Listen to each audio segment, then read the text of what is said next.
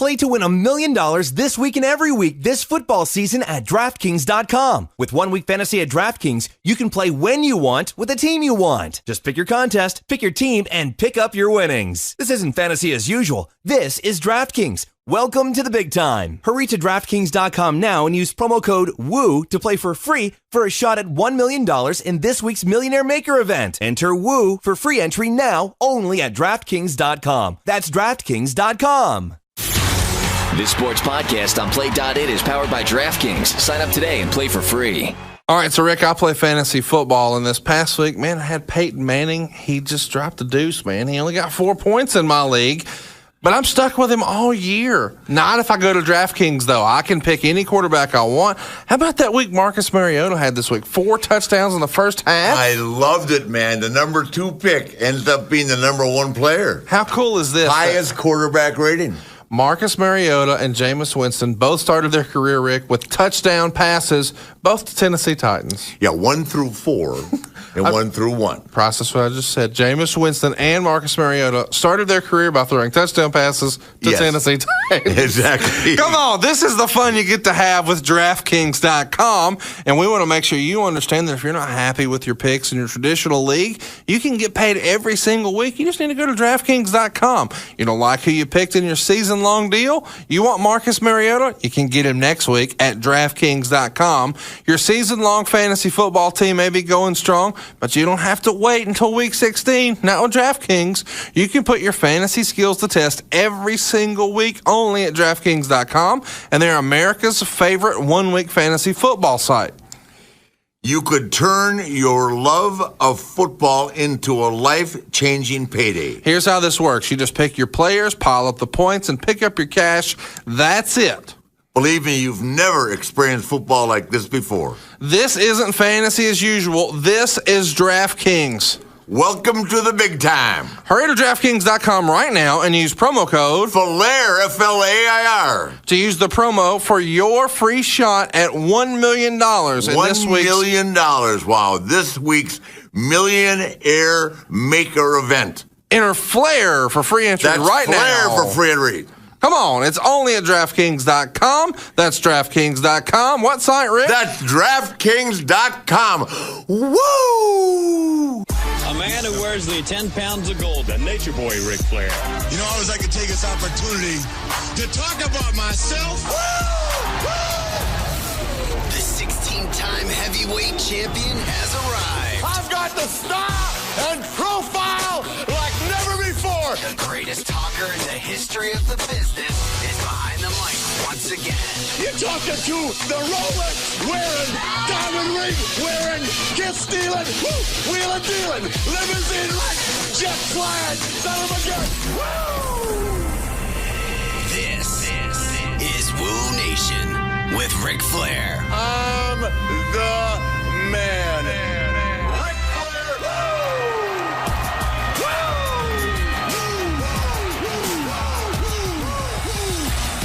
Hey guys, it's the Nature Boy Ric Flair, 16 times your world champion, and the host of Wooooo Nation, along with my multi-millionaire friend, entrepreneur, playboy, Oh my gosh, et cetera, and the second wealthiest man in the state of Alabama behind Dr. James Andrews. Oh my gosh, Conrad Thompson. And Conrad, as we talked about all week long, today we got a big one. Today is maybe the biggest guest we've ever had on I'm Wooooo Nation. sure, and I mean, we're talking about Kevin Sullivan, Lawrence Taylor, Bruce Pritchard, Kurt Angle, on down the line. Today we got a guy that's been involved in more wrestling than I have in half the period of his lifespan, and been in some really good stuff and some stuff that probably, we all have regrets about. And that's me pounding my ring. I'm sorry. Anyway, ladies and gentlemen, today, Eric Bischoff, who I'm proud to call today my friend, and I'm going to say a couple of things before we get going, because if we're going to give you guys the best of, we're going to ask questions and have fun. But let me remind everybody that Eric Bischoff got me going at a bad time when I had a personal tragedy in my life. First guy to call me, if not the first, one of the first calls I took. And helped me out when I went to Australia with that wicked fourth witch wife of mine. With Hulk. I mean, and we've all seen some stuff, and I've had on a personal relationship with Lori, his beautiful wife. I talk to his son Garrett at least once every 2 weeks, and I've been out with him and his beautiful daughter Montana many times. So we're friends today. We did war, we did feud, we did disagree. And on a personal note, the worst thing he ever asked me to do was in Birmingham, Alabama, when he asked me to put who over? What's the guy's name again? The Mexican guy. What was his name? Conan? Conan. Oh, And I you said, know what? we're in Birmingham. I said, why am I doing this? He said, because I'm telling you to. So I'll get that off my chest. And where's Conan now? Jesus Christ. Excuse me, Conan. Sorry, the Mexican guy. I'm not Donald Trump. I'm just... There were so many of you on Raw at one time. We're off to a good start. Yeah, Arn's story was that Arn's story was that we had 400 Mexican workers on the show to protect the NWO. Wow. Holy cow. Anyway. Eric, we're excited to have you, buddy. What are you up to these days? What's going on? Oh, well, I'm in I'm in Wyoming. My wife and I have a home here and have had one since around 98 or so. And we bounce back and forth. I watch the ducks. As soon as the ducks head south for the winter, we kind of follow them, and then we go down to Arizona where we've got a place. And we just kind of bounce back and forth. So I'm enjoying life. My business partner and I, Jason Hervey, are producing TV shows, and I got a little beer brand I'm doing around the country, and just enjoying life, really. Well, you're in a good spot. Is Lori still doing? She's doing some aerobic stuff, right? Yeah, she stays really busy. She's got her own kind of life coaching practice that she's been doing now for a couple of years. Okay, good. Yeah. She's been doing that for a while, and has been studying at different holistic health centers around the country. So she's staying real active, and we're both really enjoying life now, probably as much or more than we ever have. How does studying in holistic health, what? Holistic health. Yeah, how does that work with you? You know what, Rick? I've never, I've always flirted with getting in shape and working out, but I've never really. No, I was with you when you were training for the marathon. I remember all that. Yeah, but it never interrupted your 20 Coors a day. Well, that's where I was going with the question. I'm sorry. Yeah. I mean, that's been kind of the story of my life. Is I'm either really intense about working out, or then I'll take 4 months off and 5 months off and live like a sailor on shore leave. Yeah, well, that's kind of where I'm at. I mean, it's hard. I remember when Wahoo McDaniel said to me one time when Wahoo was getting older and I was just a young kid, and I said, "Why don't you come to the gym?" He said, "Boy, I'm through working out. I've been working out 40 years. And I said, I get it. It's hard to get. You have to be really motivated to get yourself to go every day and train and eat right and everything else. And I mean, I'm kind of living vicariously through Ashley right now, but it's a battle every day. As I'm sitting here right now drinking a Diet Coke, and Conrad's got a Miller Lite in his hand. Oh my gosh! Oh, sorry. Well, Lori's been a great influence because my diet is. I've got a really great diet and have had for a long time. She's very committed to that, and I've started working out quite a bit recently. Just cardio and stuff. I'm not throwing any weights around, but I've dropped about 30 pounds in the last 6 weeks or so. Have you really? Yeah, I'm down to about. When I saw you last time, you weren't even heavy. When I saw you in San Diego, you weren't heavy at all. Yeah, I kind of go up and down, but I'm down to about 190 pounds, which is probably lighter than I've been since 1992 or 3. But I feel really good. Well, cool. Well, good for you. And please pass my regards on to Lori in Montana. I talked to Garrett, so I know how he's doing. How about that beard, man? What the hell? That's so un-Eric Bischoff-like. I'm just hoping that stuff goes out of style because I can't wait for him to shave that thing off. Yeah, God, his wife's beautiful. Holy cow. There they go. They're a great couple. She's a sweetheart, too. She's a really, really nice person. I remember. So is this the most interesting relationship in professional wrestling where you guys, when you read your book, Rick, you see that you were kind of instrumental in helping Eric come into power when the powers that be came to you and asked your opinion.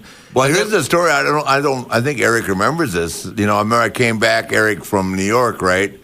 And Ole Anderson says to me, "What good are you to me after doing now that you lost on national after TV, putting over Kurt Hennig on national TV last night? It was the second Raw ever, and I was so pissed off at him that I walked next door to Bob Dew and I go, Bob, it's me or him. He said, well, who could run the company? I said, there's a guy downstairs right now that's pretty creative. Do you remember that, Eric? Yeah, no, I do. It was a crazy time. Yeah, but I said Ole had lost it. He was kind of like Vern. It had passed him by. It had passed him by. I mean, what the hell? I'm on Raw. And WCW was in a terrible spot. Second fiddle. And Eric was down there and had just come from Minneapolis. You've been there for a while and doing all the TV. And I go, he's got a great idea. He's contemporary. He's fun, and he likes to eat the Chinese food with me and eat kimchi. So, how much of that did we have at noon? Good Lord. Yeah. No, it was a crazy time, and I look back at it now, and it's hard to imagine all the different things that transpired. The Bill Watts era, coming in and going, and all the controversy. Well, Bill's the one that hired me, and I came back and I fired Bill for some crack about Hank Aaron. Yeah. And then Ole was there, and then I just said, I can't work with this. I've known Dew forever. I said, Bob, I just can't. Didn't come back for this, Right. So then, go ahead, Eric. I'm sorry to interrupt you. Just want to. No, it's funny we're talking about Ole, and I've told this story before, but it's worth telling again, especially here because you knew him so well, and you knew Blackjack Mulligan as well. Yeah. You were close to him, but I had hired. And this is after I got a little bit of control and kind of was in management. And I liked Ole. You're right. He was very much like Vern. And he was just so stubborn and pig-headed. But there was something about him that I just really liked and respected. So he certainly was an office, CNN Center, South Tower kind of a guy. But I didn't want to lose him either, so I sent him down to the power plant. I figured, well, he can't hurt anything down there. And he really was good at teaching, because he was passionate about the art form. So I thought, well, that's a good place for him. He'll be happier and blah, blah, blah, blah, blah. Well, let me shut this phone off. I moved him down there, but I had recently hired Blackjack Mulligan. And I did it, I don't want to say as a favor because that's disrespectful, but I wasn't looking to hire someone like Blackjack, but he came along at a certain time. And And I don't remember who it was that told me he was a little bit down on his luck. And I thought, with all the years of skill and experience and all that, he'd be a good guy to have down at the power plant. So I hired him. And Blackjack was a very, very loyal guy. Yeah.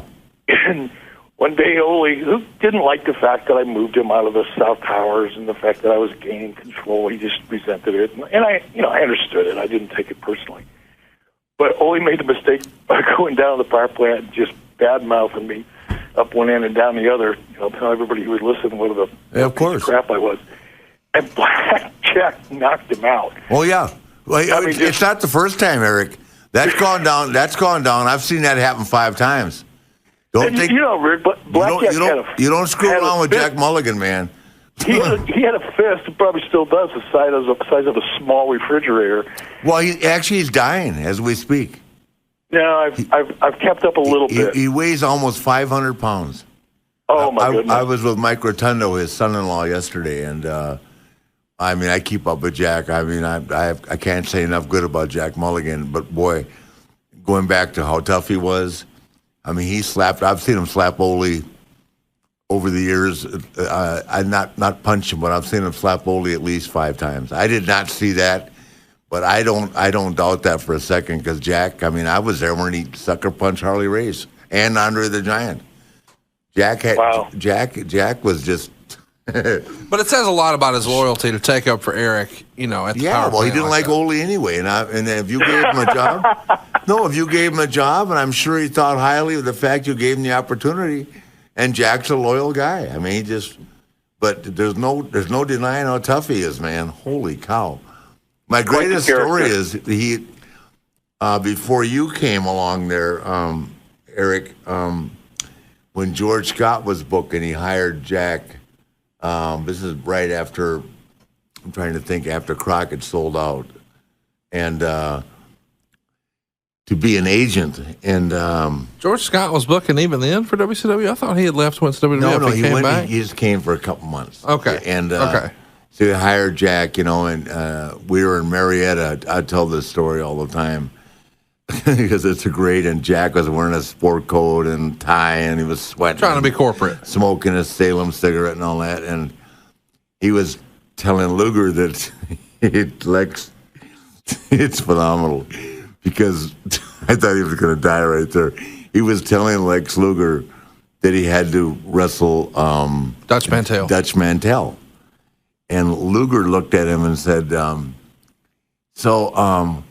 why would a Lex Luger, like in the third person, wrestle Dutch Mantel? and Lex could say that, and you know the mentality I'm talking about, right? Yeah. And Jack puffed on that Salem and put it on the floor and stopped and walked out the door. I thought he was going to punch Luger. I said, look at Luger. I said, Jesus, that's not a smart thing to say to a guy like him. And Jack quit. He walked out the door. Never saw him again. He said to me, he called me and I said, I can't do this. These kids don't have a clue. Perfect example of just a clash of cultures.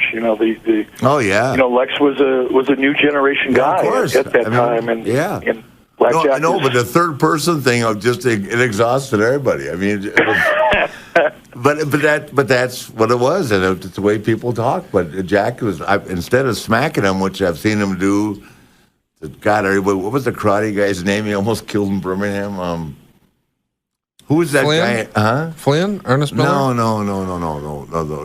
Swanker or Swinger, I can't remember. But yeah, Jack just had a real short attention span and was impatient with people that wouldn't listen to authority. So circling back to when you took over for WCW, Eric, I recently saw a shoot interview or a disc, or I'm not exactly sure where it was I saw it, but you made a comment.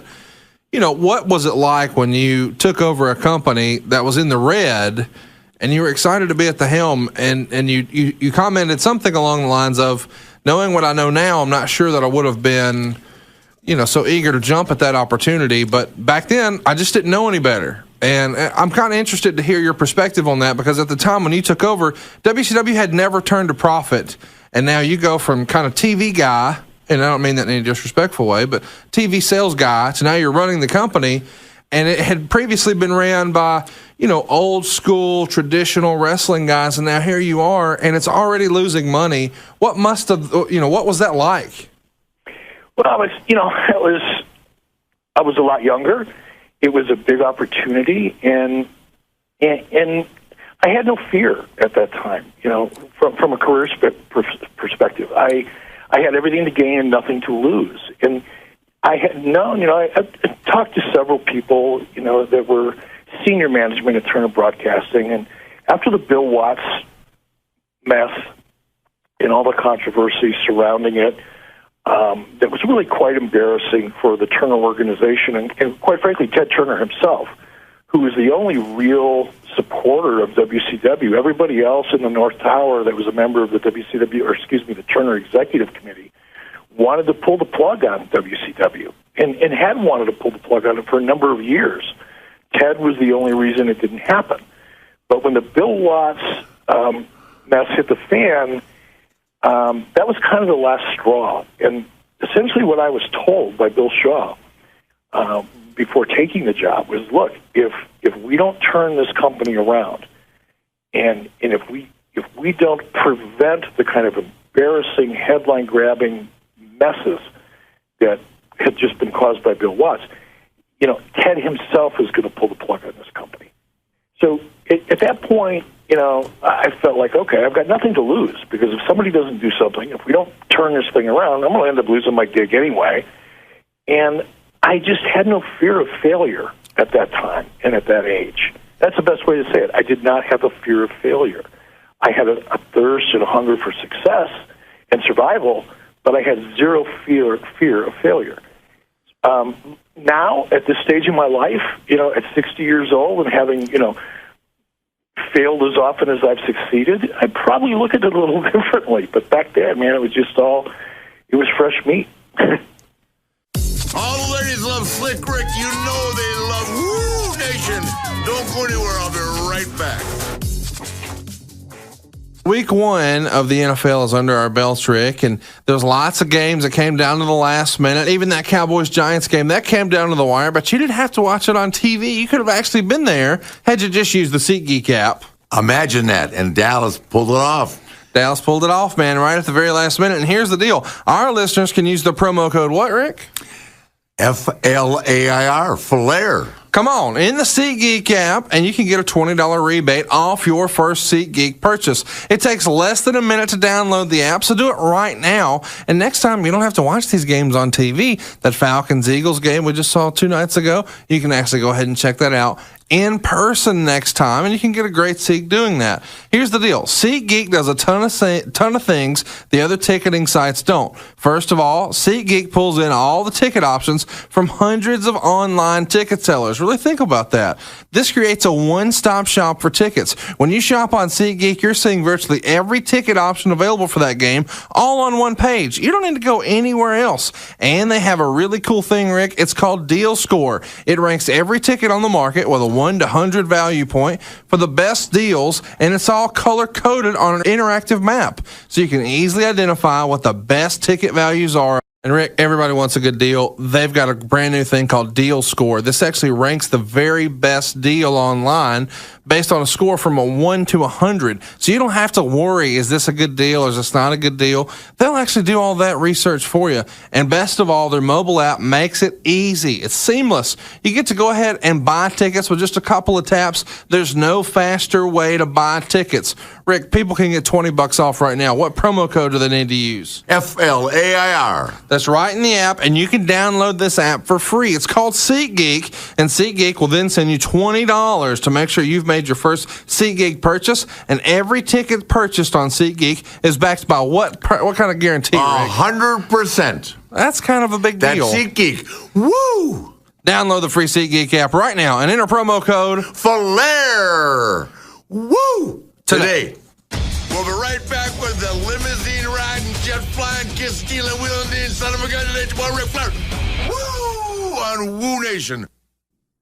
All right, Rick, this week we've got a brand new sponsor of the show. It's Mack Weldon, and we don't say this often enough. If you enjoy the show, and we're providing it for free, you ought to support our sponsors. You ought to go check out Mack Weldon, and Mack Weldon's got some really cool stuff that I wish you had during the old Mean Gene Nitro days, Rick. Exactly. If I had Mack Weldon back then, I would have had my laundry off every day, as Mean Gene used to say. I loved it. You would strip down, and he would say, there goes the laundry. And underneath right now, if he did it in 2015, it would be Mack Weldon under there. Here's what we're talking about. If you want to check out Mack Weldon, and you should if you like the show, you should check out MackWeldon.com. You'll get 20% off by just using this simple code. What is it, Rick? FLAIR, and they believe in smart. FLAIR. Come on, that means famous. And it means like good underwear. Ooh, good underwear, too. We believe in smart design, premium fabrics, and simple shopping. Here's what we're talking about. This is super easy. You find something you like, you click a couple buttons, it's at your house in just a couple of days, and it's the highest quality you can get. It's MackWeldon.com, and we want to make sure that you understand all of their products are naturally antimicrobial. I don't know what that means, but I know it means you don't stink anymore, Which Rick. means eliminates odors. Come on, Thank God you pronounced that, because I couldn't. Well, I'm in on that. You know what I can do? I can wear some of this Mack Weldon gear, and we want you to be comfortable. If you don't like your first pair, you can keep it, and they'll still refund you. Really process that. A refund, no questions asked. If you don't like the product, that means they know you're going to be able to buckle your junk in this new Mack Weldon gear. We're a New York company. We live and breathe New York. Underwear, socks, shirts should look good and perform well. It's good for working out, going to work, going out on dates, just everyday life. Now, which one of those do you sign up for, Rick? Are you in on going out? Are you in on working out? What are you in on? I'm in for all three. You're in. If it says out, you're in. And your underwear will be out if you get some Mack Weldon. I'm telling you, chicks are going to dig that. I'll be dropping laundry again. Come on, there goes the laundry, and you're going to be proud to show off your Mack Weldon. You just need to go to MackWeldon.com, and what's the promo code they need to use, Rick? FLAIR. Woo! And let me mention, too, before we get out of here, the socks, they're one size fit all. And here's the deal. A lot of people say that. They actually mean it. We're talking about a cushioned footbed. They're guaranteed to never slide down your legs. And if you're rocking a suit like the Nate is all the time, you need to be styling and profiling. Only Mack Weldon can make sure that happens. The legs of the underwear, they're designed to make sure they stay put, meaning you never have to shove your hands down your pants to adjust the legs of your underwear. Don't act like you've never done that. And the undershirts, they're made just a bit longer so they can stay tucked in and hidden. Here's the deal. You need to stay cool during the summer. You need to keep styling and profiling. You need to go to MackWeldon.com. Woo! MackWeldon.com. Loving it. Promo code Flair. Woo! The greatest talker in the history of the business is behind the mic once again. This is Wooooo Nation with Ric Flair.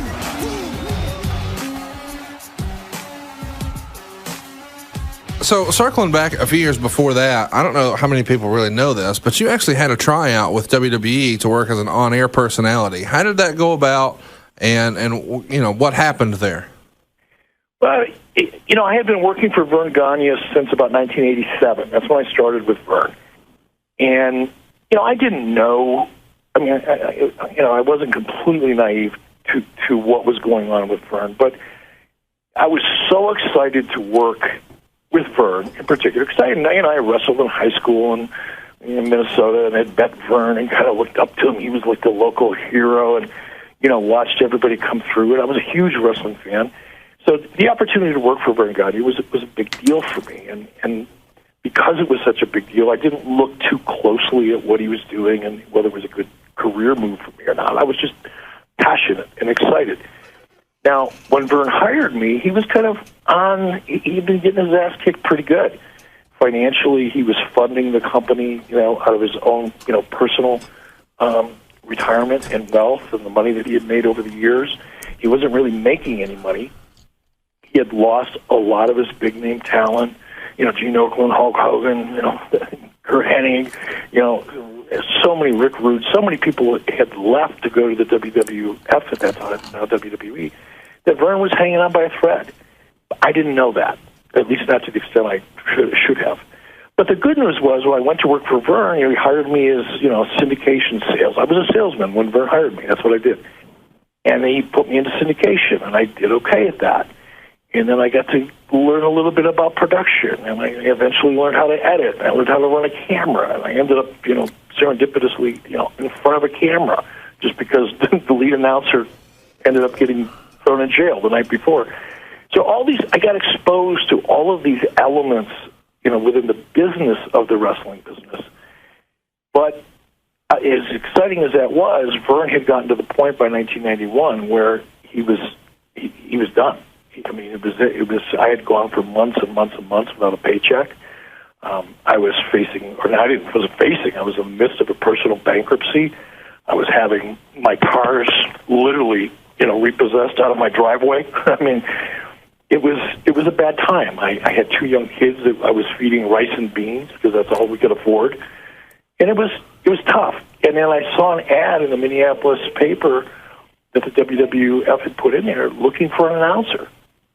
And I went to Vern and said, Vern, do you mind? Out of respect, because I was, close to Vern on a personal level, and just respected the hell out of him, and Greg. And they both said, do what you got to do, Eric. You got to feed your family. So I went down, and I wasn't excited about leaving AWA because of my relationship there and my comfort. But at the same time, I knew that trying out for WWF or WWE now could be a game changer for me and my family. So I was excited, and it was. I still remember to this day. I flew into LaGuardia the other day, and I was coming down the same terminal that I did back in 1991, and I reflected back on that. And it was an amazingly exciting time, but I sucked. I look back at it now, and people send me that clip, and I look at it and go, oh, my God. That was horrible. But it was exciting. Who were his announcers back then? He had Bobby Heenan, Gorilla Monsoon, Jesse Ventura. Gotcha. Okay. Tony Schiavone was there for a little while. Yeah, I was trying to figure out where Tony, because Tony called me. He was just dying to come back. He was there about 6 months, and the schedule was killing him. So I think the role that they were, and I could. It was a long time ago, so I don't know if I remember this, but I think it was more of a, hosting the third string syndication, type shows, and kind of the same thing I was hired for at WCW, quite frankly. Kind of being the third string or fourth string announcer, doing some international, tracks and things like that. I certainly wasn't up for, the primetime shows. So, Eric, talking about that WWE tryout or WWF at the time, is that something you would have met Vince at, or Kevin Dunn, or who would you conduct that with, the whole tryout concept? It was kind of weird. Now, I think if I met Vince, it was very briefly. Like, hey, how are you? Thanks for coming in, blah, blah, blah, blah, blah. It was a very, very brief exchange. And then he went one way, and I was taken into the studio. And I never met Kevin Dunn face-to-face at that point, but I believe it was Vince and Kevin, and I could be wrong, but I believe it was Vince and Kevin who were, I was standing on camera in front of a chroma key screen that had looked like a big crowd behind me, and they were just talking to me over the intercom saying, okay, now do this. Okay, now try to do this. And here's a broom. Interview the broom. And in between that, they would ask me questions. How's Vern doing? What's going on? Has he still got the big house out in Mountain, Minnesota, type of thing. Conversational. And then they would give me direction, and I would attempt to do what they were looking for. But it was pretty quick, really. Well, I appreciate you sharing that. I know a lot of folks have always kind of wondered what the behind the scenes of that looks like, because, everyone is fascinated with your story, Eric, that you went from, television guy to then really igniting the Monday Night Wars in the hottest era in the history of wrestling. And but before all that happened, this is something we get requested to talk about a lot. And Rick, we've never talked about this on the show, but people want to talk about North Korea and how the hell that came about. And you've told me, privately, Rick, how weird that was for you. But Eric, share the story. What happened to, Well, let me just, first of all, I'm going to interject here because I remember exactly as we sat at that Chinese restaurant I referred to earlier, when somebody looked at me and said, you're going to be more famous than Lawrence Taylor. And I said, really? Okay. So what does that mean exactly? Yeah. By the way, he's got 2 Super Bowl rings, and I'm going to North Korea. I'm going because Eric goes, let me put it to you like this, Rick. George Foreman won't go. Hogan said no, and Sting said no. So what do you think? I said, I'm going to go. First of all, it was me, Eric, Muhammad Ali, Jane, Ted, and former President Jimmy Carter. And by the time we got to the airport, it was me, Eric, and Sonny Ono, who, by the way, I want to kill. I'm sure you do, too. We'll discuss him later on. He's another one of your mercy children like Paige. Good Lord, Sonny Ono, the car salesman from Iowa. Good Lord. He's another guy sued the company and got rich. I don't know why I didn't keep my lawsuit in place. Everybody got paid. Oh Jeez.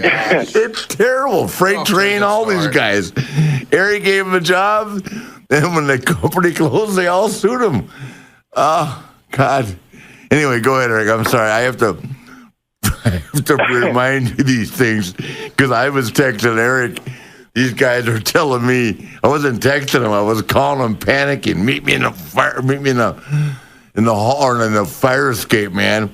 These guys want me to say, remember Eric, they wanted me to say something to Mike Chinoy or whatever the guys was from CNN about how I knew North Korea could beat the United States if we ever went to war. And I was going, Eric, wait. You need to expound on that. Talk me through what you just said. They partitioned. They put Eric. North Korea government. The North Korean government put Eric and the guys at one hotel. They put me at another, and they put Steiner or not. They put Eric with the Steiners and Norton, who got in trouble for talking on the phone. And then, so they come to me and they say, before we leave, and they kept us, Eric, correct me if I'm wrong, 3 days longer than they were supposed to. And they wanted me to make a statement to the effect that North Korea would, if they elected to go to war with the United States, would demolish the United States. And I said, Eric, I can't say that. He said, well, try and figure out something. So I said, well, meet me on the fire escape with you, man, so we could talk. I was so paranoid because I shut off Scott Norton's phone. Follow up on that. Scott Norton got in trouble talking on the phone, talking to Tammy, his wife, and he was, complaining about the conditions, probably with a little language stronger than what I just mentioned. And they turned off his phone. You remember that, Eric, right? Well, they turned off his phone. They wouldn't service his room. They stripped his bed. Yeah, it was terrible. More to it than that, see? They did everything but ransack the entire hotel room. And that was the government doing it because of what they heard him say to his wife over the phone. Yeah, well, do you remember me asking you what I could do for a choice of words besides that? Yeah, I mean, they did it to a lot of us. The whole trip. I was scared to death. I'll go back to how the trip came about. I had, because of my proximity, if you will, to Ted Turner and some of the people around Ted, I had been approached by Antonio Inoki, and I think it was '94, to see if I could put Antonio Inoki in touch with Muhammad Ali because they had lost touch over the years. And I said, sure, I'm happy to help you do that. So Antonio Inoki flew over from Japan with a group of other people from the office, and they met. Muhammad was going to be in Denver that week. So Muhammad was going to be in Denver. I flew in with Sonny Ono, and to act as an interpreter if and when necessary. And we all met in Denver, and it was more or less a photo op for Antonio Inoki more than anything else. But it went really, really well. They hadn't seen each other in many, many years, so it went well. And then about 6 months later, or whenever it was, I lost lose track of the timeline, but at some point afterwards, I got a phone call from Brad Ringens, who was working. Brad's from Minnesota.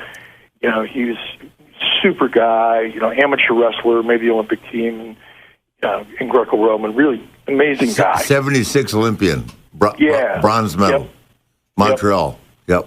And he and I had been friends since high school. He wrestled. He was a year older than me, and he wrestled at a different school than I did. But we'd see each other at regional tournaments, and I never made it to state, but obviously Brad did. But we knew of each other. We weren't tight, but we knew of each other pretty well. Anyway, long story short, Brad called me because he was working for New Japan. Said, "Hey, Mr. Inoki, would like to invite you and a group of your people over and be a part of this peace festival that he's sponsoring and a part of over in North Korea." And kind of what I said to you earlier, I just had no fear. I said, wow, North Korea? Nobody goes to North Korea. That means I want to go. I want to do something nobody's ever done before.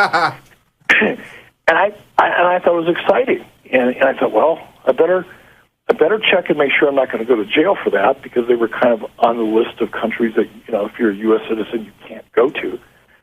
So I checked it out and talked to some people I knew at CNN, and they said, yeah, it's illegal. You're not supposed to do it. I said, well, what happens if I do?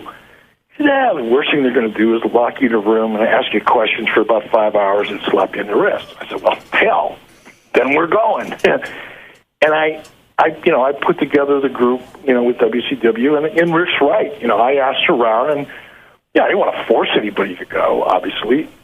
But we wanted the biggest names we could bring. And a couple people, Hogan just scratched his Fu Manchu and said, nah, brother, can't make that one. Yeah. And a couple other people were just, they were just too nervous about it. And that was fine. You came to the mark. No, but Ricky, look, it was the idea of going somewhere big. And let me finish. As we told the story, I've got to tell you, because, okay, number one, first class airfare for me and my wife and Reed. Remember? Yep. And is Lori with Reed to North Korea? No, I took him to Tokyo. Okay. Okay, but when we got back to Japan, we had some major fun. I mean, Eric, I'm not the Seahawk Hotel and all that, right? Yeah. And then is Lori with you right now? No.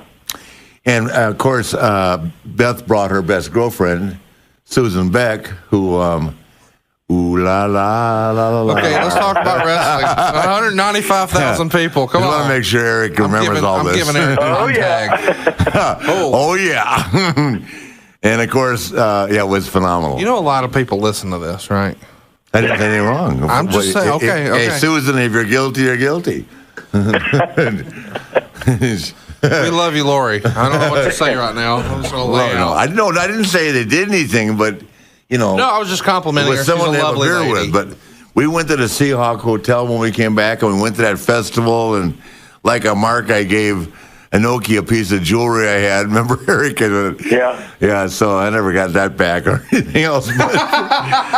But we did have a good time. And I mean, one thing about Eric and I, man, we like to have fun, and we have had some damn good times over the years. I'm still pissed off about you getting me, that little punk Ellis. I bought that damn that $32,000 motorcycle I rode for a mile and a half that I never got a title from Ellis. It's Sturgis. That sounds about right. Yeah, please. Well, go ahead. Okay, wait. I'm changing the draft. You did. All right, we'll circle back to Eric and I have had a lot of, in spite of all our disagreements. You went to a Road Wild deal in Sturgis, bought a motorcycle. Went to Sturgis, and everybody was having fun. And Eric just come ride the motorcycles, Mongo, and everybody were having a ball. I go, well, I haven't got a motorcycle. He said, well, they got them on display over here. So the guy wanted $32,000 for this iron horse tricked out. So I gave Ellis $32,000, and I was riding the bike up the road the next day to Cheyenne. And by the way, not that this matters, but it's a great story, and it's part of the story, which is important. I'm the only guy in the world that could find a massage parlor for me and Tony Schiavone in Cheyenne, Wyoming. Now, a good massage parlor? Oh, yeah, 30 miles out of town. But a good one. Yeah, I mean, they served, sake and Chinese food or Japanese food. That was great. Rub and tug? I don't know what the tug, but rub. Selective memory on the tug. No, Eric and I, for all our arguments, have had some damn good times together. Jesus. So you bought a motorcycle, drove it a mile and a half. I rode it 180 miles to Cheyenne. Where's the motorcycle now? What'd you do with it? Oh, that's in divorce number 3. Oh, okay. Yeah. Who can keep up? Yeah, I can't. You're right. Yeah. By the way, congratulations on staying married, Eric. You're one of the few, and God bless you for it, that has handled, whose wife has negotiated all this crap and done everything we've done. I mean, working for Eric, we would stay at the Grand Floridian. I mean, in a suite. How rough was that when we were doing Disney? Or we stayed at the, what was the other property with the running river, Eric, that was so nice? Oh, God, I can't remember the name of it off the top of my head. And we went to the Swan every night for sushi, you and I in Oakland. I mean, it wasn't a bad gig. It wasn't at all. No, we had so much fun. I mean, but it was the yacht club, Rick. It was the yacht club. The yacht club was great. I mean, are you kidding me? The wives partied all day. We went to work for a couple hours over at the park and came back and ate sushi and drank all night. I mean, karaoke, the Swan. What a great memory. A lot. So anyway, Conrad just stepped out for a second. The next thing, I mean, there's so much, Eric, with you and I. We could go on forever, but I always go back to when we were staying at that place on Canada Drive in Orlando, right? And twists and turns in the business and all that. But do you remember the day that Rude came in and was demanding to almost have Sting's spot? I do. There was a lot going on. In fact, I think Rude had the title, I think, at that point. Yeah, well, I don't know if he did or not. I mean, I just, I feel terrible about what happened to him in his personal life and that, but it was difficult back then. Because I remember he walked you out to the car and opened the trunk. I just have a great memory. Remember, the gun was in the trunk and told you whatever he said to you. I mean, it was terrible. Well, what was funny is, I had known Rick since high school. Yeah, you guys are all together.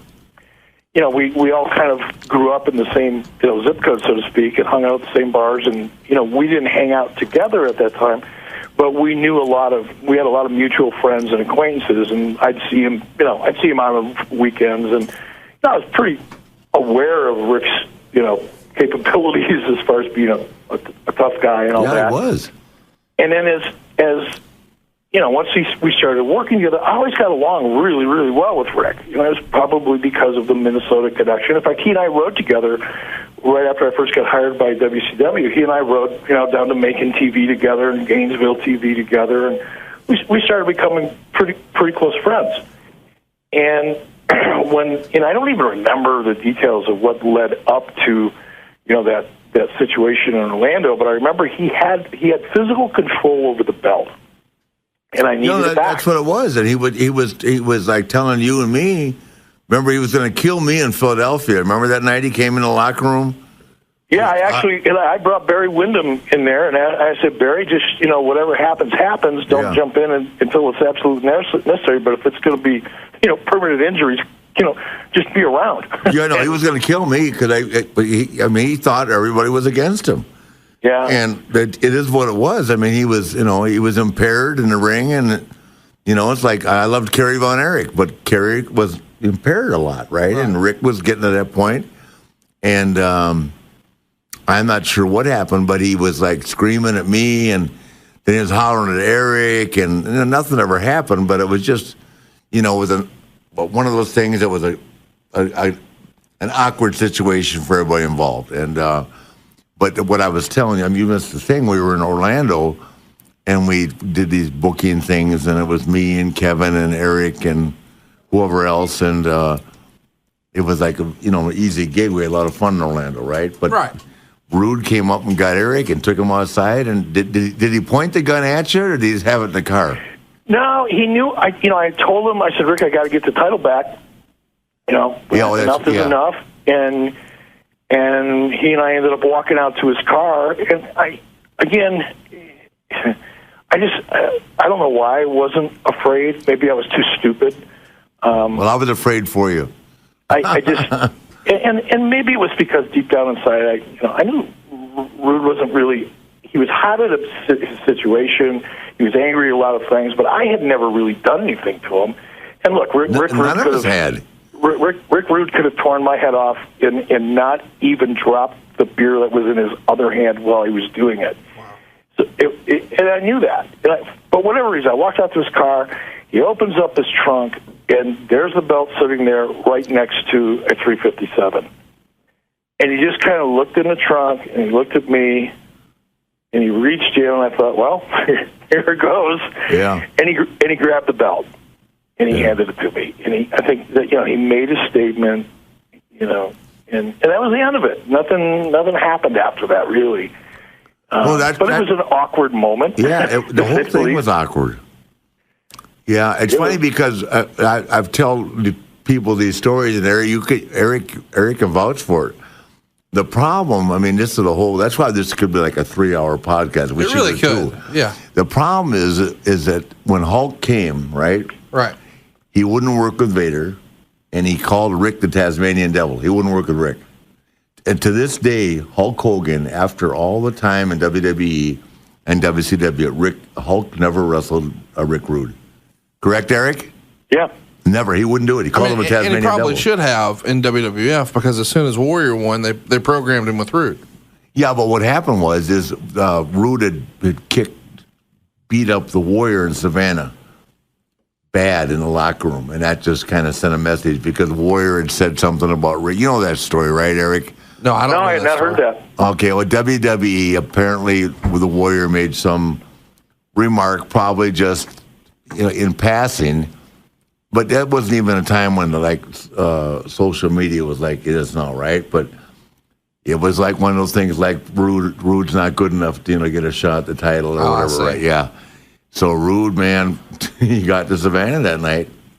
The building we've been at, Eric, and he walked in the dressing room across the kitchen and kicked and beat up the Warrior pretty good. True story. Wow. I wasn't even there then, but if everybody knew about it, if you were in the business, right? Yeah, he just put himself in a position where Hulk wouldn't wrestle him at WWE, and when Hulk came with us, which was another trip when Rick and I went and got Hulk in Orlando. Well, yeah, let's talk about that. So, well, let me just finish. But he to this day, Hulk and Rude have never worked in the ring, which is strange. I mean, he just refused to do it. He finally gave in to Vader, but he would not wrestle Rick. Go ahead. I'm sorry. Yeah. No, I was just asking about the whole Hulk Hogan situation because, you know, Eric Bischoff is most commonly associated with two guys, and it's Hulk Hogan and Ric Flair, and one maybe for different reasons than the other. But when the WCW was finally starting to say, okay, we're going to make a run at this under Eric's tutelage, it became a situation where he wanted to go out and sign Hulk, and the talk is you kind of helped facilitate that, Rick. Talk us through how Hulk Hogan came to WCW, what that meant for WCW at the time, and that's for both guys, I guess, both Eric and Rick. Well, I know exactly what happened. I mean, Eric, correct me if I'm wrong, Eric said, can you get a hold of Hogan? And I said, yeah. I said, you get along with him? I said, I get along with him great. I had a good time in New York with him, and he was filming Thunder in Paradise in Orlando. So I called Hulk, and I said, these are my exact words. I said, I don't know what this means, and I'm not sure you're even interested, but the guy that I'm going to bring down to you is, you know, the head of Turner now, and they got a lot of money. and that's pretty much what I said to him. He said, well, come on down. So we got in a car, Eric and I drove through the woods for 2 hours. And he had a trailer there, and I sat in the car and or did something. And Eric went and talked to Hulk for an hour and a half, and we came back, and he said, we got him. And then about a month later or 2 months later, we did the same thing with Macho. Yeah, Macho. So we this time we flew down to St. Pete and checked that old hotel. Remember, Eric? Yeah. Yeah, and then Macho. But I mean, it was, you know, and Eric had the power and he had the money, and you know, and the company. Now Brad Siegel in particular was looking for that marquee value, you know. But Rick, at the time, you were the number one guy. You know, there's a debate about this, but you were the number one guy for WCW, and you helped recruit what was the number one guy in the history of the business. So it almost is like you're signing up to be number two and doing that knowingly. I mean, did you think about it that way, or is that not something that crossed your mind, or did you just so focused on doing good for the company that didn't really? No, I was focused on having someone to work with. I love working with Hulk. I mean, people are going to say what they want to say, you know, whatever. But working with Hulk Hogan was the easiest job I ever had in my life. I'll jump in here a little bit, Conrad, too. And there was some, and Rick's right. The background that he gave you is absolutely correct. But there had been a couple conversations with Hulk. You know, the first night, I think Rick maybe gave him my phone number for the very first conversation. And Hulk called me because I remember it was like 1 or 2 o'clock in the morning. I was in bed, and I answered the phone, and you know, Hulk's got a pretty distinctive voice, much like Rick does, and I knew immediately it was hey brother, Hulk Hogan here. I'm like, oh shit, it's Hulk Hogan, and you know, I had a real 2-minute conversation with that, and then Rick and I went down and met with him, but the challenge was Hulk. You know, obviously Rick had set the table really, really well.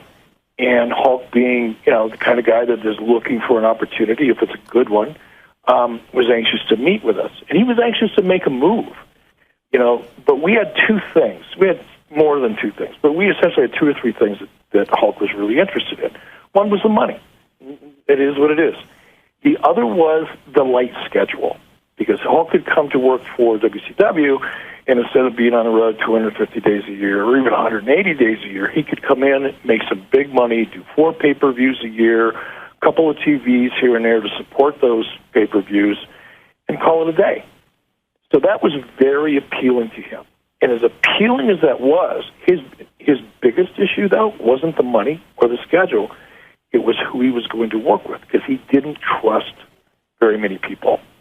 And I don't mean trust them, you know, as far as buying a car from him, but I mean trust him in the ring, and know that he could get in the ring with somebody and have the greatest match possible, you know, within his abilities.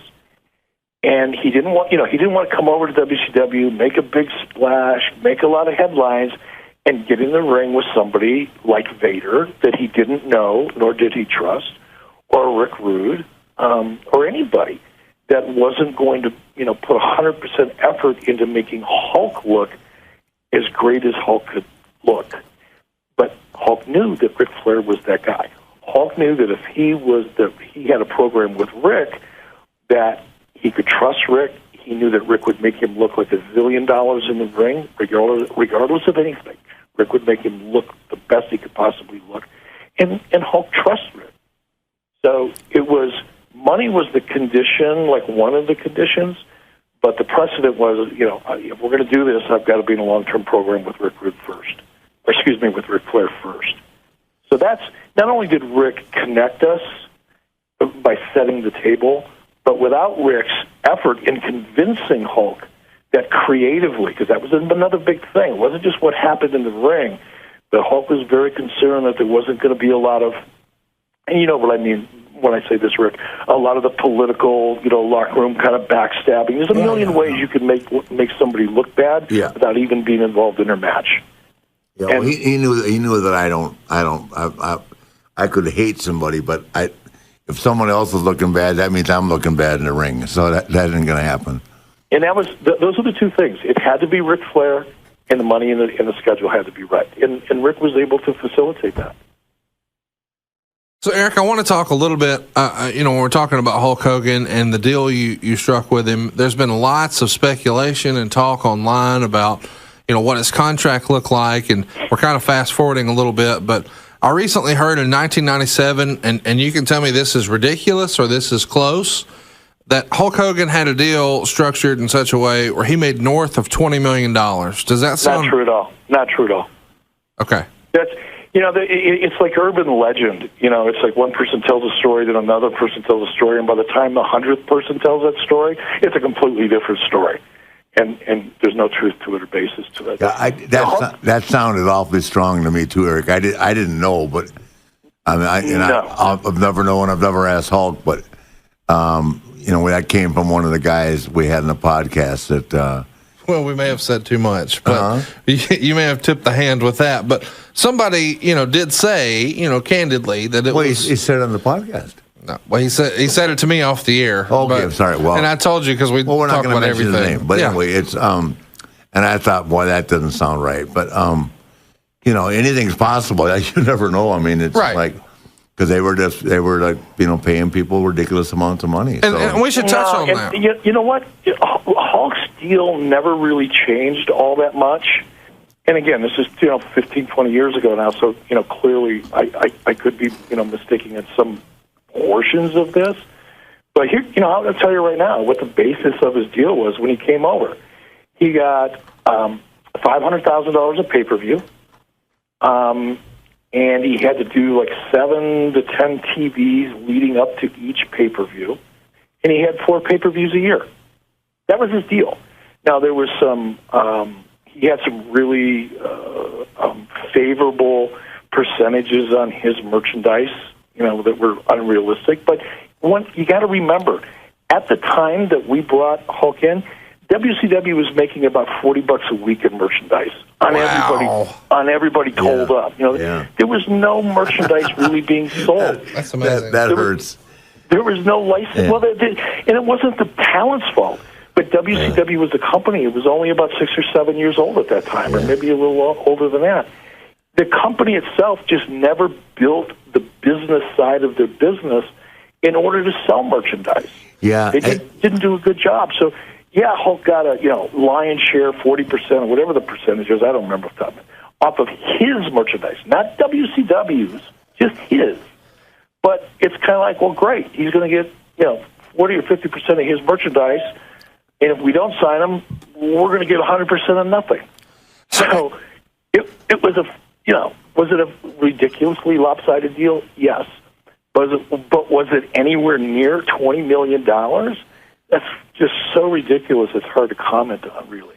So, Eric, the talk of the whole, he got a piece of everybody else's merchandise. So if there was hypothetically a Monday Night Jericho T-shirt that was sold, Hulk saw no revenue from that. That wasn't like $1 for him, $1 for Jericho scenario. No. Yeah, see, that's a myth, too. I don't even think about stuff like that, but that sounded strong. I'll tell you what. Eric, you might not be aware of this. I don't know if you talked to Kevin or not, but I see Kevin Nash a lot, like at events and signings and stuff, right? And I have introduced him to some people that I work for, and so when the WWE dropped Hulk, and I was going to ask you, this is a good question to ask. Great question. I'm curious too. When the WWE dismissed Hulk with all the stuff that went down, I didn't know that he and Kevin Nash owned 50% of the NWO merchandise. Did you know that? I did not know that. Yeah, somehow Hulk and Kevin Nash bought 50% of the NWO merchandise rights, and I don't know how they could have done that without you knowing about it before it went to WWE. And so when Hulk and this thing went down with the WWE and Hulk, they took the NWO merchandise off the shelf and off the website and everywhere. And Nash went crazy. He was ballistic over it because he owned 30. He bought Scott Hall's piece. So it was the three of them, right? Right. And he bought Scott Hall's piece, so he owned 34%. And he's told me candidly what the number is, and it's a lot of money, even now in 2015 from NWO. Big time. So Kevin went to New York and flew up there, and they've agreed to put back on one of the shirts is on now. Yeah, the shirts are back up now, but they were down right after. Yeah, but how could they have maneuvered that to own the NWO without you getting part of that, Eric? Well, because number one, you got to remember, I was not a part of WCW when WCW sold to WWE. Okay. So I hadn't really been involved. Well, not really. I hadn't been involved in any management decisions regarding WCW Return of Broadcasting as of September 10th, 1999. So anything that happened after September 10th, 1999, even though I may have been involved on camera and I may have been involved as a consultant creatively, from a business decision point of view, I was as remote as you could possibly be from it. And they closed down in April of... Yeah, end of March 2001. 2001. Yeah, like 26th or something. Wow. Yeah, I know. Anyway, I meant to ask you that. I thought about that because Kevin was... God, he was livid. I just couldn't figure out how they were able to negotiate that kind of a deal. So this is... Well, I'll tell you what, next time I see Kevin Nash, he's buying sushi and beer. Yeah. He can afford it. Yeah, he's doing well. I mean, good for him. Yeah, and he's still married. You know, I don't know how you guys did this. I don't know. I just, who knows? The Wanderer. And by the way, just so you know, guys, I can't say too much bad about Eric Bischoff because he has seen me in action. I can name 2 cities right now that I'm going to throw them out to you right now that Eric will remember this. Jacksonville, Florida. And one night he did come to see me at the Marriott in Baltimore. I remember nothing. He said, "What are you doing?" I said, "Come on up." Oh, yeah. I remember nothing. It's okay. I just know that you got the goods on me, so I got to be easy on you. What are you doing? I said, "I don't know. I'm not at Champions, but come on up." He said, "Well, it's boring down here." I said, "It's not up here. Bring everybody with you." It would have been a better time if you were on a Casper mattress. Yeah, right. That wasn't even a mattress. I was just doing my thing. I don't know. Sometimes I wonder what's wrong with me, Eric. I swear to God. I've been checked in, right? So, Eric, I had a 30-day vacation. Fishing trip. It didn't help. They thought they could fake me out. I don't think so. Like Austin said, I went fishing for 30 days with no beer. Yeah. I want to circle back around to merchandise for a minute, Eric. There's been a lot of talk about, what the merchandise was for WWE and how that kind of really catapulted them. And I've always had this theory as a fan that back in the day when they were trying to grow their syndication, they had to pay for TV time. Back before they were getting paid from the national channels, they had to go out and syndicate. And the way you did that is by outbidding WCW and the likes like that to go ahead and play your tape. And WCW never really had to do that because they were owned by a television company, Ted Turner and guys like that. So they had a different type of deal. So I don't think the merchandising was as big of a deal. But if you're selling a TV show, you get to air your own commercials, so why not sell your own product? It was a way to offset what you were paying for television time, and WCW never had that challenge. Is that fair, or is that just way off base and me just making things up as a fan? No, I mean, it's partially true. You know, that situation partially existed. And, you know, and of course, we're talking, you know, back in when I was involved, you know, 94 through 99, WCW and WWE at the time, you know, they could make money off of television, you know, basically two ways. Syndication, which was barter. You really didn't, you know, what we did oftentimes was we'd go into a local television market, Huntsville, for example, find a local television station there that was interested in carrying wrestling, and if our syndicated show had, you know, 12 minutes of commercial time in it, then the station got to keep 6 minutes of that and sell it to their local advertisers, and WCW or WWE, as in their case, would put together a network of these markets around the country, aggregate that inventory, and then they would sell it, you know, to national advertisers. And that was how syndication worked and how the revenue from syndication worked. So in that sense, WCW and WWE were really exactly in the same spot in terms of receiving income for that particular television show.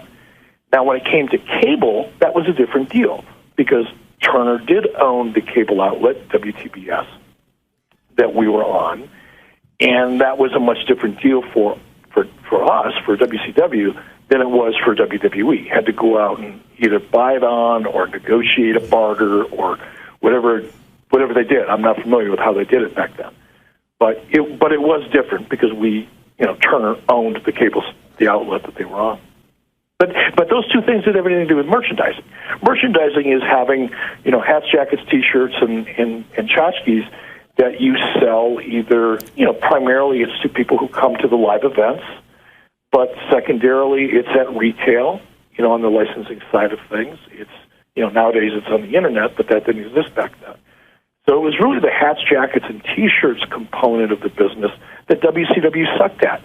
And they sucked at it for a lot of reasons, but primarily because WCW they were a young company, and all of their focus was on just trying to survive in television and trying to get a leg up in television and trying to build their live event business because it didn't have the consistent live event success that WWE had. So when WWE would go on tour, even back in the 90s, 80s and 90s, and Rick, when you were there, you would have markets where you're putting 10, 15,000 people in an arena. You go to a small market where there's no TV. There's still 1,500, 2,000, 3,000 people. Mm-hmm. When each one of them are spending, you know, $15 a head on hats, jackets, and T-shirts, that's a pretty good day, times 300 days a year or more. Yeah. It's a really good day. WCW didn't have that. So that's just not where their emphasis was because they were such a young, underdeveloped company at that time. Yeah, it's funny because I've told this story. We had Austin on the podcast, and when I first went back to WWE in 2001, November, I think one of my first shows was Anaheim, and was the Pond. It was sold out, and the guy said to me, "Man, we just had a huge night." I didn't know who it was, but in merchandise, and they said, well, he was talking about making a T-shirt, and he said, "Yeah, we just had a big night tonight." I said, "What's a big night?" He said, "Well, we sold 15,000 Rock T-shirts and we sold 14,000 Austin T-shirts, or vice versa." And I said, "What?" He said, "Yeah, we sold 15,000 Rock T-shirts and 14,000 Austin T-shirts." Unbelievable. Or A or B, in other words, and they were doing that every night. I mean, that the merchandise that Rock and Steve Austin were knocking down back at that time frame. Can you imagine that, Eric? I mean, yeah, I'll never forget that statement. The guy said, "Yeah," and then, you know, whatever they do, I mean, there's like DX and all that stuff came along. And the guy, I think the biggest difference, and Eric, you correct me if I'm wrong, is that they go out and they hire people that may not know anything about wrestling, but they know how to market. And WCW was just trying to figure out, I mean, Eric couldn't reconfigure the whole company. I mean, you know what I'm saying, Eric? Would you agree? Yeah, no, I absolutely agree. It was just it was an immature. When I say immature, I don't mean that, you know, derisively or as a negative statement, but they were immature. They were very, very young. They didn't have the infrastructure. They didn't have the right people in the right place. They didn't have the focus on the right things. And quite frankly, we weren't drawing enough people to our house shows, at least when I got involved in the business side of things. We were drawing 150 people here, 300 people there. We'd have a good house every once in a while by WCW standards. But when you're drawing, 5, 6, 7, 800 people at a live event, and you're not going to sell a whole lot of merchandise. And well, that's what I was trying to explain when Ole said, "What are you worth to me?" I mean, it's not like they were selling out every night. You know what I mean? And that's it sent me over the top, and which is a sad moment for me because I had so much respect for Ole for all those years. But once again, if you've been on that national TV with a company that's really successful and has done very well, and you come back and you're faced with that same stuff again, it's hard to swallow sometimes. But go ahead, I'm sorry. Well, Eric is our most fascinating guest because Eric knows really kind of the behind the scenes of a lot of the stuff that, has really become folklore in wrestling. And one of the things that people talk about a lot, I guess there's a three-pronged question here for you, Eric, is when you talk about Hall and Nash, there's the talk that, and it's become really popular in the last few years, they got a raise or a bump, as they like to say, for not having the merchandise aspect built into their contract. They didn't get the big, thick statement that Rick even still gets to this day from WWE. Number two, that they got an additional raise because they thought, just because they were on deal sheets and Jim Ross did the angle on Raw in '96, that they were coming back as Razor and Diesel. And then number three, there was the talk about, Hall and Nash at the time, for whatever reason, having a favored nations clause, and anybody else who was hired, they got bumped up. What, if any of that, is complete BS and what's legit? Guy, you just lost me. I didn't know any of that. Go ahead, Eric. Again, let me preface this by saying, I'm pretty good friends with both Scott Hall and Kevin Nash. Yes, sir. At this point in time in my life, and I've been friends with them. Kevin and I have always had a very unique relationship. Scott, I've not been as close to Scott. When he was, even when I was working with him, we've since become close. I admire him for trying to overcome his issues. I understand, I think, a fair amount of what he's been through and what kind of led him into the direction that his life took him. So seeing that he's working really hard at establishing a relationship with his son and his children, I don't know. I respect it. So I see both of them like Rick does. I see him at autograph signings or whatever. So I don't want to say anything to put myself on the outside of that relationship. But I'm going to be honest. Kevin and Conrad are really close friends. You asked the question, and I hope that these guys will understand that I'm being as honest as I can be from my perspective. I don't remember the details of their individual contracts. I really don't. So somebody could pull one out and say, "See, Bischoff was lying through his teeth." I'm not trying to lie. I'm not trying to mislead. I'm telling you what I remember. Okay, from what I remember, they got deals that probably made them about the same amount of money that they were making with WWE when they left. Now, this goes back to the merchandise conversation we were just talking about. People will say, and I get this all the time to this day, "Oh, you're the guy that, if it wasn't for you, guaranteed contracts would have never happened." And by the way, sometimes they put me over for that. I didn't invent guaranteed contracts. When Rick came back to WCW when I was a third-string announcer, he got a guaranteed contract. I didn't write that contract. Well, I had a guaranteed contract before I left. Exactly. Yeah, the guaranteed contracts came, as a matter of fact, a lot of people don't realize that Crockett had to start guaranteeing money. With Luger. With Luger, and when he did that, then the Road Warriors jumped in, and I jumped in real fast. Yeah, and then when I was in a management position, and we'll talk more just about Scott Hall and Kevin Nash, these guys wanted to make the move. Part of it was financial. Part of it was they didn't like the pay system in WWE. Now, I don't know how it works. I'm certainly not going to say anything adverse to WWE, but it was kind of sort of discretionary at that time. The formula was a mystical kind of thing. You got paid kind of sort of where you were on the card, what everybody thought your contribution was. I mean, there was a formula there, but there was a lot of discretion involved in that formula as well. And the majority, and Rick knows this better than I do, the majority of the money that you would make in WWE back then, and probably to a large degree now, was based on where you were at in the house shows, how many house shows you went to, how much merchandise you sold, what your involvement was in a pay-per-view, where you were on the card. There's a lot of formula that went along with that. In WCW, when someone wanted to come in, whether it was Ric Flair when he came back or Scott Hall and Kevin Nash, I couldn't say, okay, guys, well, look at this guy over here. Look at Van Vader over here. Last year, he made $300,000 a year just on T-shirt sales. If I said to someone, I'm going to give you Vince McMahon gives you whatever the percentage is, 5%, I'm going to give you 75% of all of your merchandise sales. Now, if that person had a half a brain or an attorney or a husband or wife, they would go, well, give me an example of someone who's selling a lot of merchandise. And then I would sit there and go, can't give you one, because we didn't have any.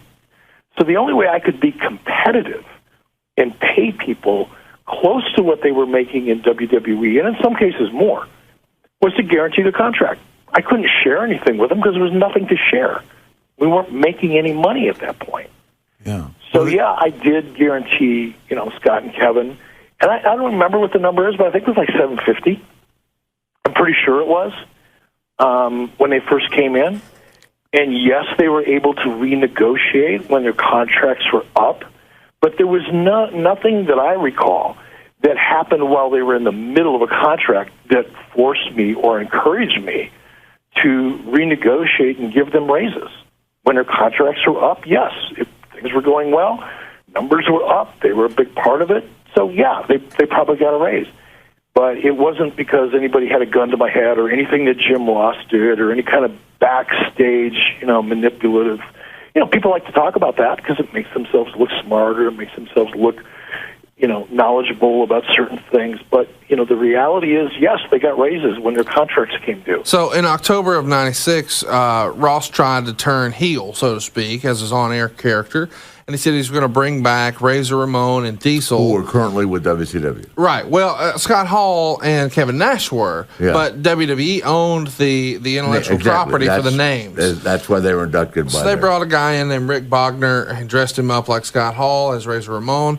And then they brought in Glenn Jacobs and dressed him up like Diesel. And we know, of course, a little later, Glenn Jacobs became Kane, and now he's a Hall of Famer. But at the time, that wasn't necessarily the case. They had tried him as Isaac Yankem, DDS, the evil dentist, and the whole deal. Yeah. So, but the talk is, for years and years, that they're watching the monitor backstage on Nitro, and out come the guys, and they realize that Eric had oversigned them. And supposedly the talk was he had paid them an extra $200,000.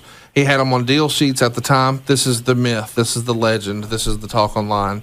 But he didn't have actual, ink on a contract. And so because of that, Eric was nervous and signed him for an extra $200,000. He just shot all that down. But before now, that's been like urban legend that everybody completely bought into. That he was. I never heard that. God. I've heard versions of that, and again. Look, did they each get a raise when their contracts were up? That I would rate that as a highly probable, but I also would unequivocally say it had nothing to do with fear. It had nothing to do with me buying into the bullshit. Sorry about that. No, great. That's okay. Let it go. Buying into the BS that. Jim Ross, was going to bring them back, and I was going to lose them, and I was afraid, so I gave them something that I didn't have to give them. That's a lot of the typical kind of nonsense that has evolved, as you said, in the urban legend of the wrestling business for over the last 10 or 15 years.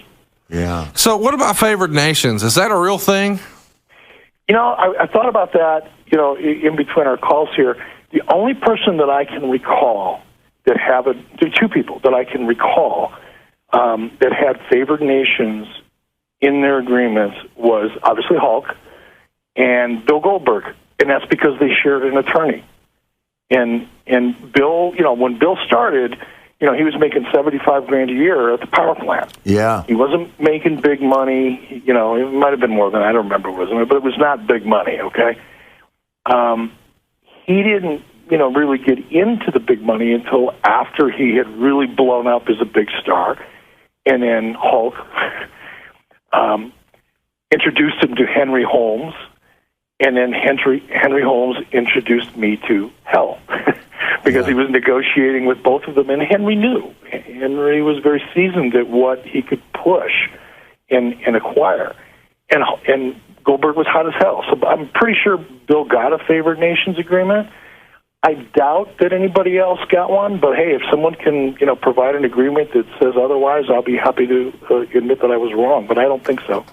Eric, while we're on the topic of contracts, there's a lot of talk that towards the end of WCW, and you may not be super familiar with this, but you may understand the concept of it.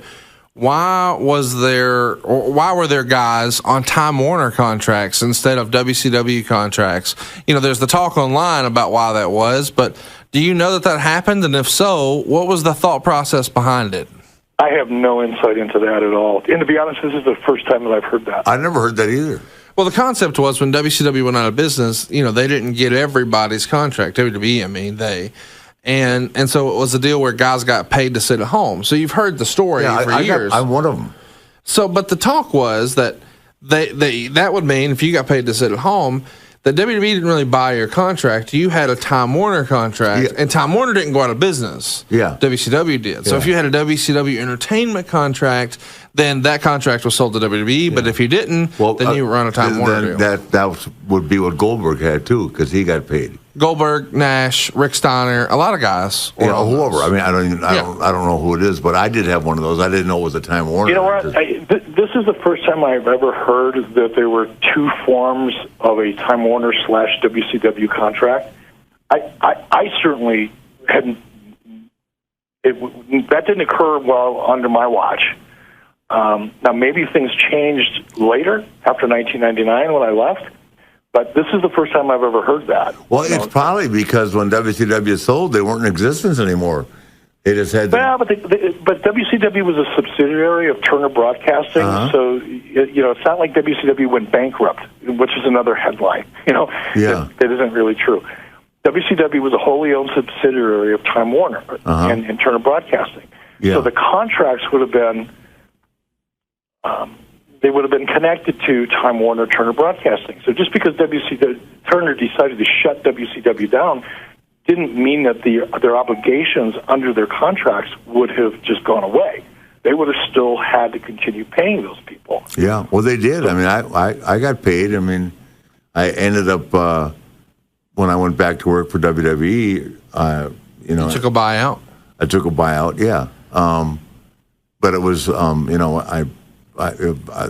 WWE was generous enough to me at that point in time where it was worth it, and I was tired of sitting home. I was glad to go back and be on camera and all that. So, and I'm guessing, again, I don't know. I wasn't involved in any of it. Nobody even had a conversation with me about it at the time. But I'm guessing that the WWE probably said at the time, okay, here's these guys that are under, Time Warner WCW contract. We can either bring them in or not. And I'm pretty sure, I would imagine that WWE just decided, it's not worth paying, a Bill Goldberg, whatever Bill Goldberg was making, a couple $1 million a year, whatever it was. Yeah. It's not worth bringing in certain people. They're not going to inherit that contract if they don't have to. Yeah. And some of those contracts probably look like, that's a reasonable deal. Let's inherit that one. Yeah. So my guess is it was more discretionary on the part of WWE than some kind of contractual advantage that certain talents had because they had, a Time Warner contract or a WCW entertainment contract. Yeah. Hey, so Eric, I'm trying to remember. So was Ted not actively involved in the company at the time that went down? No. Ted had stepped back already. Is that correct? Well, yeah. And step back is putting it mildly. Yeah. I think, and I've seen interviews that Ted has done, since that time. Certainly, I don't talk to him anymore, but the whole AOL Time Warner merger was a giant cluster. There's been books written about it. What a disaster of a merger. In fact, the best book that you could possibly read on this subject is a book called When Fools Rush In by an author by the name of Nina Monk. And it really describes the cluster, just the politics, the mess, and the financial disaster that AOL Time Warner and Turner became. And one of the biggest casualties was Ted Turner himself. Of course, I heard that was from AOL, though, right?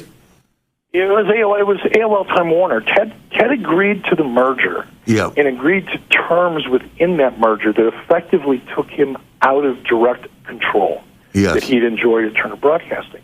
But he did so believing, quite honestly, I think, that he could trust Joe Levin and he could trust the people involved. And immediately after the merger was finalized, they showed him to his office and said, "Here, just sit here and do whatever you want to do, but you're no longer involved in the decision-making process." Yeah, what a ridiculous decision. And so when you ask me, Rick, was Ted involved? He had a figurehead title at that time, but he no longer had any operational stroke whatsoever. Yeah. And that actually started about 1998 when the whole AOL Time Warner, it was actually Time Warner first, but when the Time Warner merger started, percolating, I think around early 98, is when, Ted started really losing gradually, didn't happen overnight, but gradually losing operational control.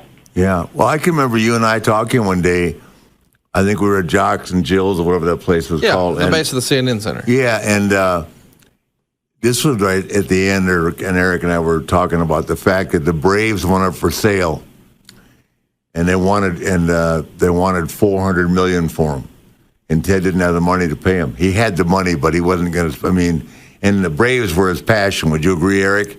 Yeah, absolutely. Yeah, he went to games all the time, but they went up for sale for $400 million. He didn't buy them, and so it wasn't he didn't have the money, but to write it wasn't a good investment at the time.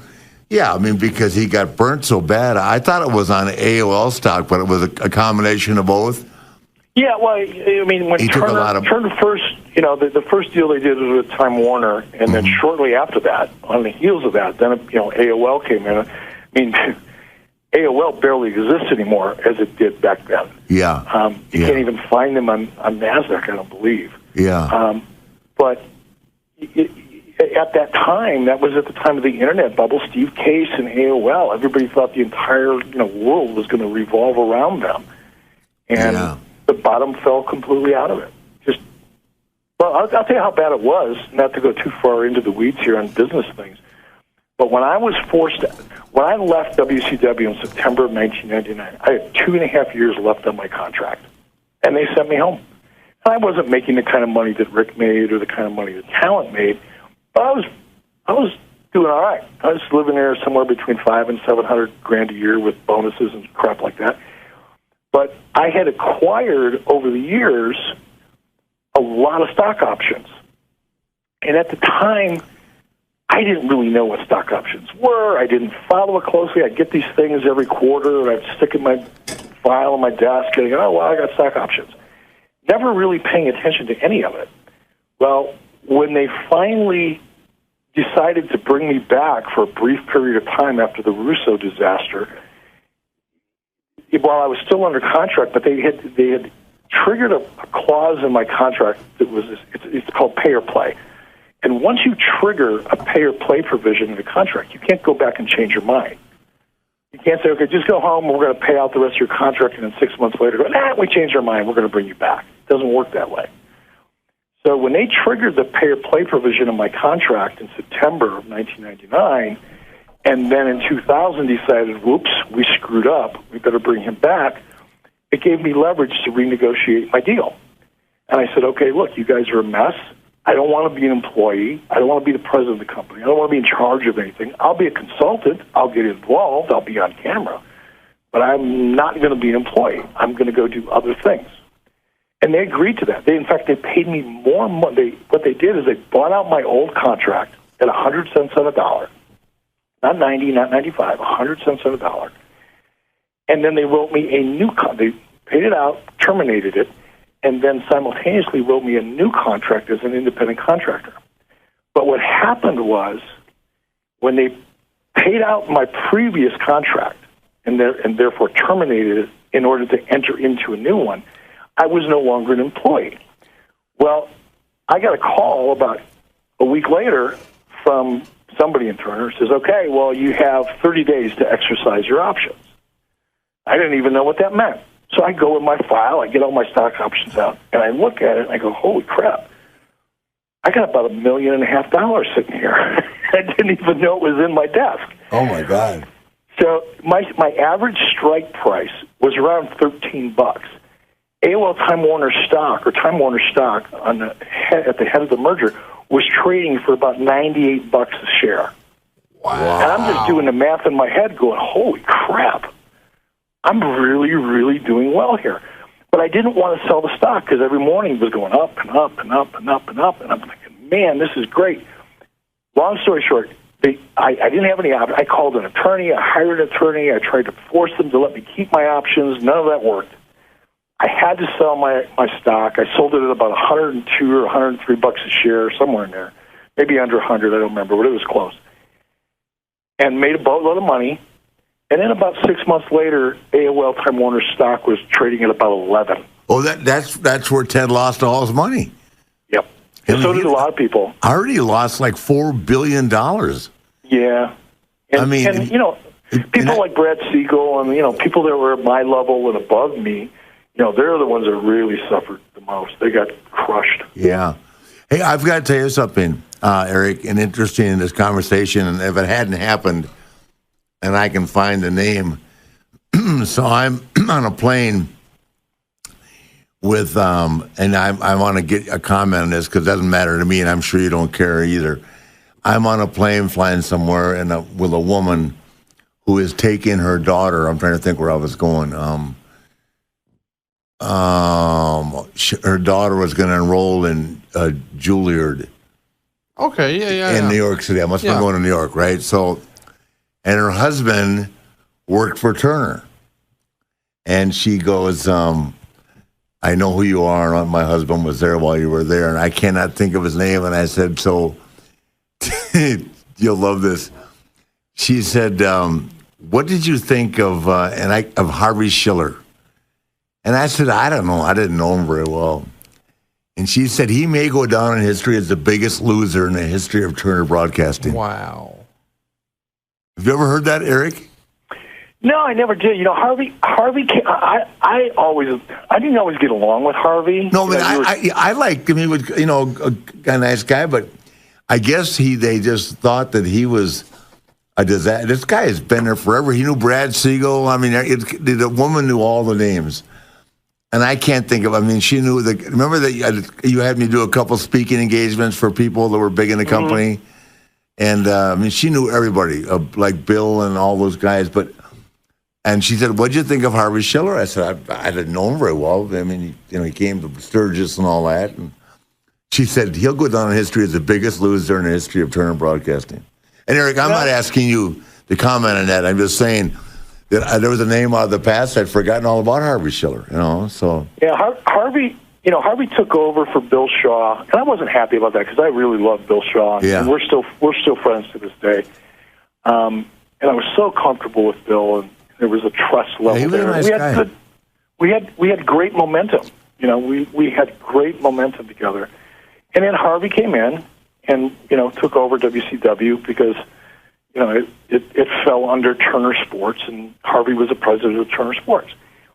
And Harvey was, former military. I think he was a major in the Air Force. So he was a very, crude cut, very buttoned down, kind of what you would imagine an Air Force major or colonel to be like. And he kind of ran his business like that. So it was a little bit of a conflict with me because I was more of a nonconformist from a corporate point of view.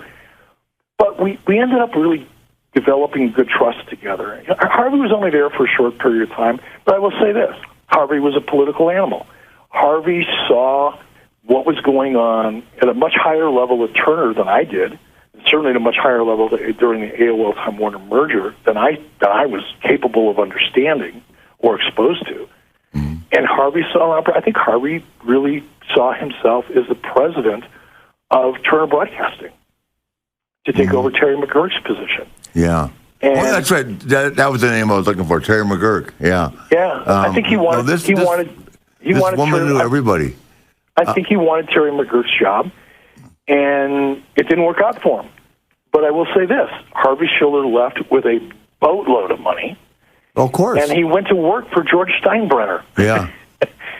And I think he is. I don't want to say he's a member, president, or one of the top executives at the U.S. Olympic Committee, or one of the larger sanctioning bodies in U.S. sports to this day. I just ran into him about 6 months ago at the airport. I have had such a great time on this podcast, and Conrad, who I say all the time knows more about wrestling than Dave Meltzer and makes too much money to be this big a fan, but he is, thinks it's the greatest podcast we've ever done. It is. So what I want to do is we aired an hour and 30 minutes here. It'll air tomorrow. And I want to come back to you, Eric, and I want you to tell the world why you fired me for taking Reed to the National Wrestling Tournament. We'll talk about WWE. We'll talk about divided locker rooms. And we can go on forever. It's such a great time. And we'll also discuss why our relationship is so good in life right now. Is that okay with you, Eric? Sounds perfect. Okay, guys. Well, Eric, thank you so much. You've been awesome. Guys, look forward to talking to you both tomorrow. Okay. Thank you very much, sir. Thank you very much, Eric. Okay, man. So, Rick, I know we're going to come back and we're going to do part 2 next week, and we've never, ever done that before, a 2-parter. But this is our biggest guest ever, in my opinion, just because you guys have such an interesting past. Would you agree? I think it's awesome. I mean, we're sitting here and you guys are discussing stuff I wasn't aware of. You know, the financial side, the business side. I mean, Eric was really, and he gets crapped on a lot on the internet, but the reality is he helped catapult wrestling to its highest peak and its highest level. Yeah. And but the interaction between you two, whenever I told my friends, you know, my real life, hey, we're going to have Bischoff on the podcast this week, they assumed you guys hated each other, and that's not really the case. Obviously we've had huge differences, and obviously there was a lot of animosity. The main thing being the thing with my son, sure, but there was other components in that, and then the thing that we'll discuss next week is the dressing room conversation where he told everybody. You never drew a dime. I didn't draw a dime, and that he was going to break me and all that. So, and I'm sure he'll be honest about it. And it was an emotional deal, you know, and I sat home for a year. But there's been a lot of personal growth on both sides of the fence, both you and he, and everything's a lot better now. But people want to hear that story, and we kind of didn't mean to, but we kind of set it up for a 2-parter here where we're going to talk about that next week. We just covered so much other good stuff, all the NWO stuff. I never knew any of that. I mean, that's really cool stuff, and I think people are going to be into that. I mean, the merchandise thing, I didn't know either. I mean, he didn't know about those guys buying the merch, they're Kevin and that. So next week, I want to ask him how in the hell Stevie Ray made more than you one year. That's a crazy deal. Yeah, let's do that. Once again, I'm the only one left without any money, man. Next week, Wooooo Nation, come on. Woo! Tune in.